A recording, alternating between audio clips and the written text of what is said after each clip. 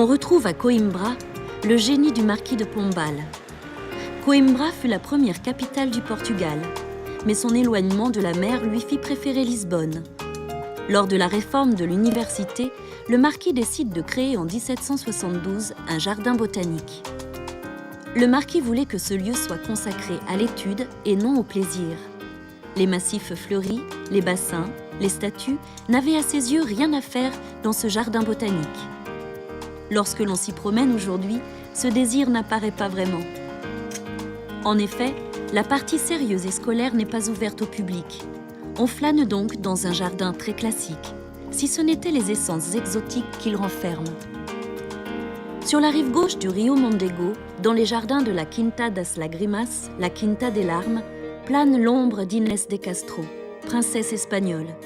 Elle fut assassinée pour avoir aimé Dom Pedro, prince héritier. Lorsqu'il accéda au trône, il se vengea de façon terrible. Inès fut déterrée, couronnée, et toute la cour dut lui rendre hommage. Les jardins de la Quintas das Lagrimas gardent le souvenir de ces amours tragiques. Aujourd'hui, c'est un hôtel. Dans la Villa des Larmes, il y a 12 hectares d'espace vert.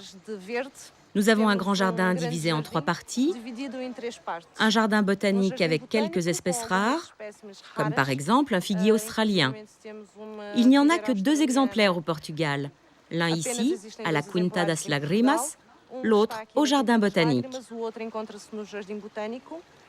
La deuxième partie, c'est le jardin romantique, là où s'est déroulée la tragique histoire de Dom Pedro et de Dona Inés.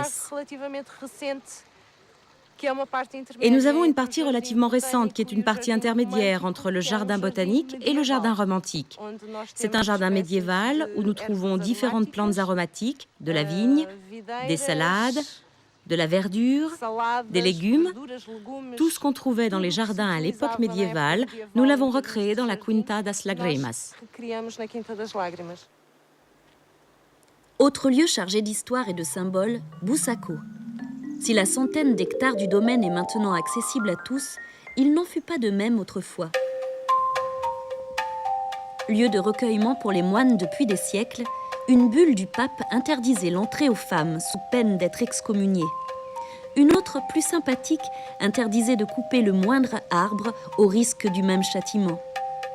La forêt qui abrite des essences rares venues du monde entier n'a pas souffert de la bataille que se livrèrent en 1810 les armées de Napoléon et les Anglais de Wellington. Les Français furent défaits.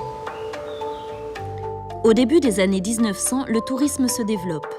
Un Suisse, Paul Bergamin, entreprend la construction d'un hôtel à Busaco, mais c'est un natif de la région, Alexandre de Almeria, qui en est le véritable père. Il prend l'hôtel en gestion et la proximité des eaux thermales de Luso attire les riches voyageurs. Au fil des ans, le palace-hôtel de Busaco et le calme de sa forêt sont le refuge de personnalités. Une tradition veut que les hôtes y plantent un arbre.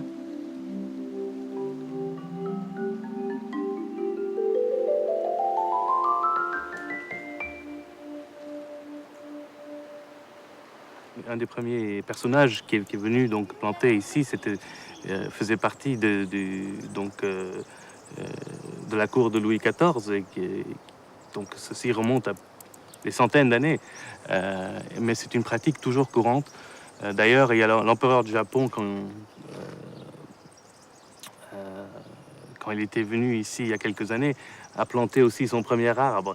Et aujourd'hui, à Busaco, on donne donc l'opportunité à certains groupes, si vous voulez, de venir et planter leur arbre et de retourner dans 10 ans pour voir donc comment l'arbre évolue.